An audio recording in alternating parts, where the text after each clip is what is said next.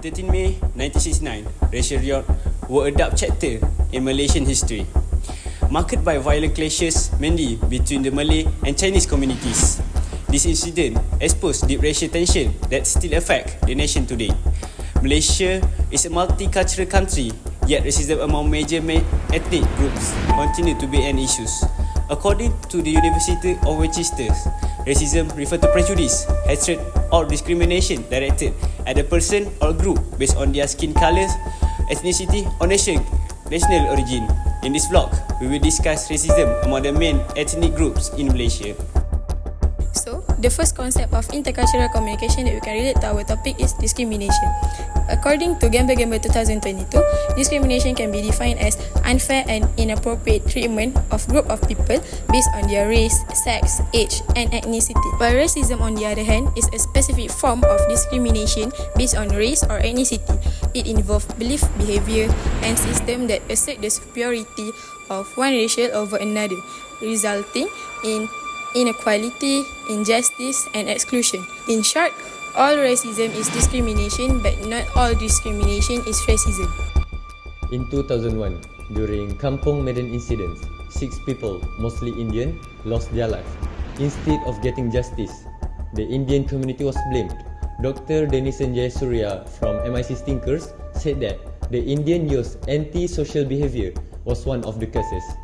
Blaming victims for their own sufferings, that's not just wrong, it's discrimination. This shows how racism can be hidden behind official statement and why it's so important for us to speak up. The second concept is stereotype. Based on Introduction to Communication textbook, stereotype can be defined as idea or assumption to a group of people. In intercultural communication, stereotype is harmful because it can cause people to judge others without truly knowing them. And in Malaysia, stereotype among main ethnics can lead to negative thinking and can be the root of racism. For example, Chinese are often stereotyped as greedy, selfish, and only focus on money. So this happened in real life, where in 2013, during the general election in Malaysia, many Chinese votes for opposition party, which is Pakatan Rakyat. So the day after that, Malaysian newspaper come up with headline, which is "Apa lagi Cina mahu."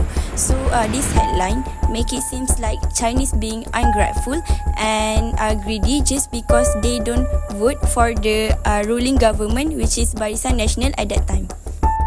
Additionally, Malays are often viewed as less hardworking, unproductive, and lazy compared to other ethnic groups. These stereotypes happen from the perception that Malays are not business-minded and industrious compared to the Chinese and Indian communities. For example, from the article Malaysia Today that highlighting some justified by claiming that Malays graduates are not hardworking and lazy, while Chinese graduates are hardworking and brilliant. In fact, in reality, it's very different because Malays are pursue university degrees, scholarships, and postgraduate studies that clearly showing a discipline and determination.